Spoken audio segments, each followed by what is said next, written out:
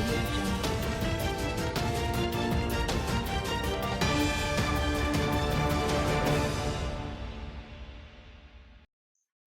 Hello everyone and welcome to another episode of daily market rundown. And आज हम इस video में discuss करने वाले हैं तीन मेजर अपडेट्स के बारे में that has happened in the market today.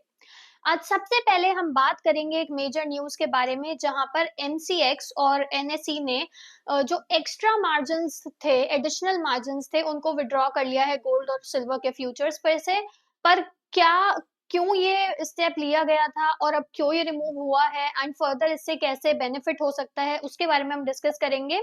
Then next news is about Jio and Mukesh Ambani, जिन्होंने 10 लाख करोड़ का एआई बेट करने का डिसाइड किया है इंडिया पे।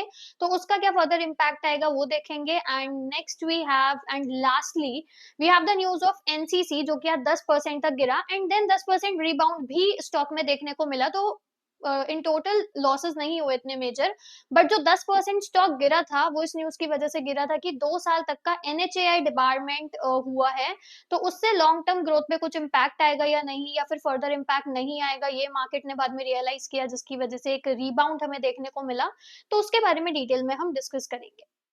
अब सबसे पहले हम बात करते हैं आज की पहली न्यूज के बारे में, जहां पर एमसीएक्स और एनएसई ने अनाउंस किया है कि गोल्ड और सिल्वर फ्यूचर्स पर लगाए गए एडिशनल मार्जिन्स को 19 फरवरी यानी कि आज से विड्रॉ कर लिया जाएगा। तो पहले क्या था कि गोल्ड फ्यूचर्स पर 3% का एडिशनल मार्जिन लगता था और सिल्वर फ्यूचर्स पर 7% का एडिशनल मार्जिन लगता था, और अब ये एक्स्ट्रा मार्जिन हटा दिया गया है। तो सिंपल लैंग्वेज में अगर मैं बोलूं तो अब क्या होगा कि ट्रेडर्स को कम कैपिटल रखना पड़ेगा पोजीशंस लेने के लिए, ट्रेडिंग कॉस्ट रिड्यूस हो जाएगी और इंट्राडे और स्पेकुलेटिव ट्रेडिंग भी बढ़ सकती है। क्योंकि एक्स्ट्रा मार्जिन पहले इसलिए लगाए गए थे जब बुलियन प्राइसेस में बहुत ज्यादा वोलेटिलिटी हो गई थी, एंड एक अब हम देख रहे हैं कि एक जो रीसेंट प्राइस करेक्शन आया है उसके बाद एक्सचेंजेस ने ये रिस्क मेजर को रोल बैक कर दिया है। मार्केट रिएक्शन की बात करें तो इस न्यूज के बाद जो एमसीएक्स है उसके शेयर्स लगभग 3% तक ऊपर बढ़े थे। एंड गोल्ड और सिल्वर प्राइसेस की भी बात करें तो गोल्ड प्राइस थोड़ा डिप हुआ after the recent rally, silver Asian session में स्टेबल रिबाउंड करता दिखा। एंड मार्जिन रिडक्शन की बात करें सो ओवरऑल मार्जिन रिडक्शन का सिग्नल होता है कि अब वोलेटिलिटी कंट्रोल में है, जो कि हम ऑब्वियसली देख भी सकते हैं। एंड इसकी वजह से मार्केट सेंटिमेंट भी काफी पॉजिटिव रहा। Lower margins generally liquidity improve करते हैं, ट्रेडिंग वॉल्यूम्स बढ़ाते हैं और हेजर्स और स्पेकुलेटर्स दोनों को बेनिफिट देते हैं।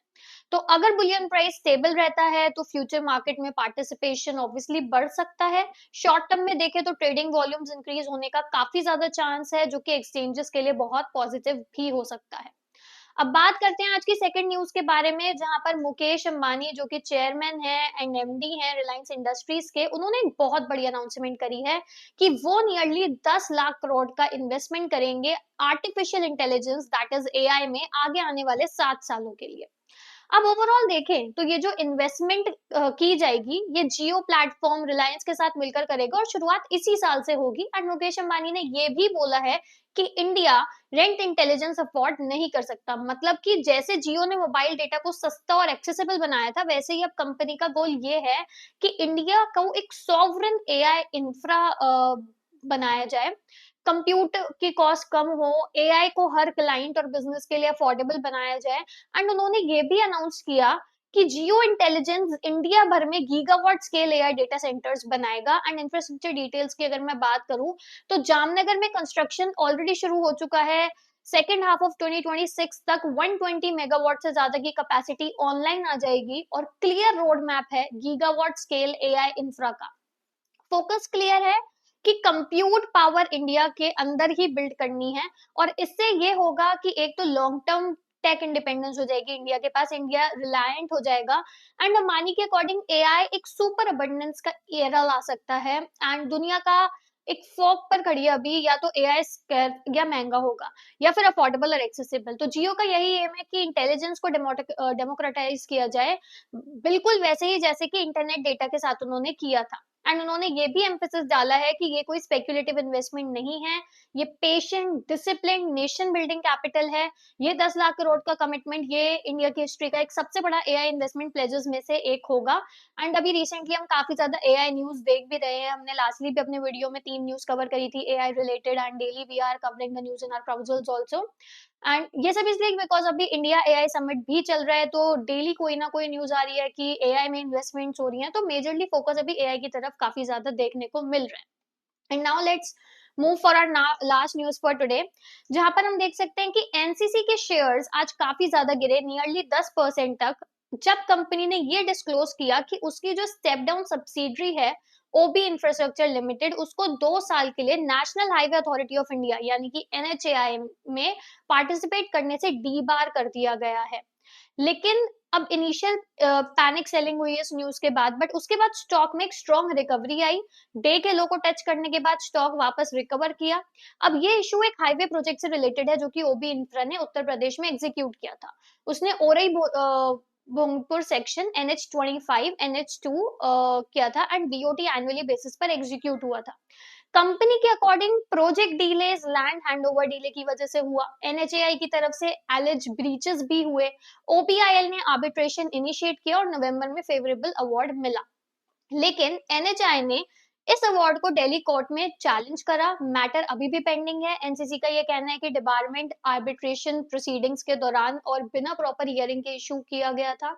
एनसीसी ने ये भी क्लैरिफाई किया कि ऑर्डर को लीगली चैलेंज किया जाएगा, डिपार्टमेंट कंसेशन पीरियड खत्म होने के बाद इशू होगा और नेचुरल जस्टिस के प्रिंसिपल्स एलिजली वोलेटाइल हुए। सबसे इंपॉर्टेंट क्लैरिफिकेशन ये था कि अभी जो भी एग्जिस्टिंग ऑर्डर्स हैं उन पर कोई इम्पैक्ट नहीं है, अभी कोई ऑपरेटिंग डिसरप्शन नहीं है, पर फ्यूचर इम्पैक्ट डिपेंड करेगा कि नेक्स्ट 2 साल में कितने एनएचएआई टेंडर्स आते हैं।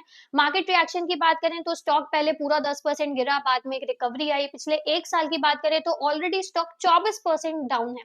तो रिकवरी ये सिग्नल करती है कि इन्वेस्टर्स इमीडिएट अर्निंग्स इम्पैक्ट को लिमिटेड मान रहे हैं।